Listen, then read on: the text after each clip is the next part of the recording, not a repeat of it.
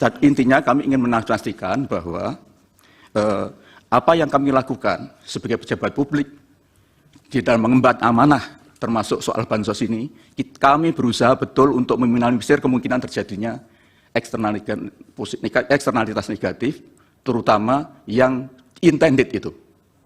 Kalau ada yang unavoided, itulah yang memang menjadi persoalan yang tadi sudah saya jelaskan. Karena kita sebagai manusia pasti tidak mungkin lepas dari preferensi dan tendensi. Saya kira itu yang bisa kami jelaskan. Untuk yang lain, saya kira nanti Pak Menko Ekonomi dan Bu Menteri Keuangan dan juga Bu Risma. Terakhir ya, mengenai Bapak Presiden. Jadi sebetulnya kunjungan Bapak Presiden itu kan bukan sekarang saja. Yaitu memang salah satu pola kepemimpinan beliau. Saya sangat paham karena saya pernah mendampingi satu periode dengan beliau. Ketika membagi KIP, Pak Presiden selalu membagi-bagi KIP ke daerah-daerah. Tujuannya apa? Untuk memastikan bahwa kebijakan beliau memang landed, memang terdeliver di lapangan. Dan Bapak Presiden itu selalu menekankan pentingnya segera belanja APBN pada awal tahun.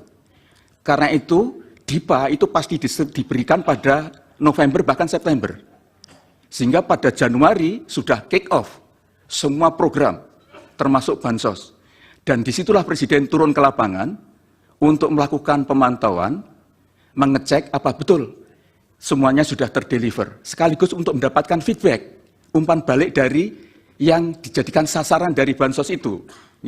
Karena itu sering mesti kita undang, kita kumpulkan mereka, misalnya sampai 1.000 orang, untuk ketemu dengan beliau, untuk melakukan dialog. Nah, itu sebetulnya simbolik saja. Taruhlah dia berkunjung 100 titik, Bapak. Kemudian beliau akan membagi PKH. PKH itu 10 juta keluarga penerima manfaat. Kalau 40 titik, itu taruhlah 2.000. 1 titik. Berapa? Kan hanya 800.000. Masa 800.000 kunjungan beliau bisa mempengaruhi seluruh Indonesia? Saya tidak tahu, saya belum memiliki angka-angka yang jelas. Tetapi begini, sepanjang yang saya tahu, Bapak Presiden kalau berkunjung ke lapangan itu tidak hanya 1 titik, bisa sampai 5 titik. Dan sekarang ini adalah tahun akhir kepemimpinan beliau. Beliau pasti ingin memastikan bahwa proyek-proyek strategis sekarang ini sudah tuntas. Beliau betul-betul wanti-wanti tidak boleh meninggalkan proyek mangkrak. Karena sekarang ini kalau beliau berkunjung, pasti meresmikan program-program strategisnya bersamaan dengan kemudian mengecek keadaan bansos, mengecek yang lain. Jadi biasanya lebih dari 5 titik. Menurut saya, kalau ada daerah kok sering dikunjungi oleh Presiden, kemungkinan besar di situ banyak proyek malahan. Proyek dari strategi nasional yang diberikan kepada daerah itu. Sekali lagi saya sampaikan, terlalu muskil kalau hanya 100 kunjungan untuk secara simbolik membagi bansos, kemudian itu berpengaruh secara nasional, itu saya kira doesn't make sense. Mohon Bapak tidak berpendapat soal itu. Mohon maaf. Iya. Ya. Saya kira itu yang bisa sampaikan. Terima kasih Yang Mulia. Mohon maaf kalau kurang berkenan. Baik, sebentar, Prof.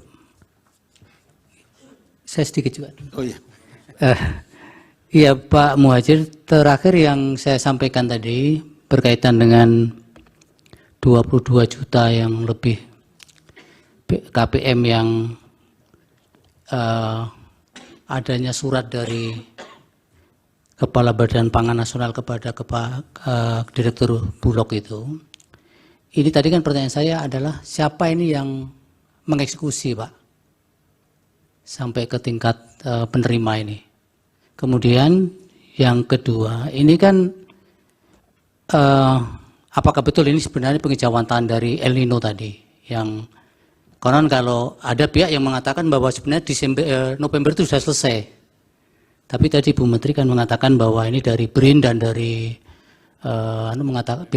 BMKG mengatakan bahwa ini masih perlu ada mitigasi perpanjangan. Nah, apakah itu aktualisasinya? Kalau iya, kemudian siapa sih sebenarnya yang Bapak yang mengeksekusi itu di tingkat bawah? Atau kenapa sebentar? Kenapa tidak itu kemudian di deliver ke Kementerian Sosial? Terima kasih.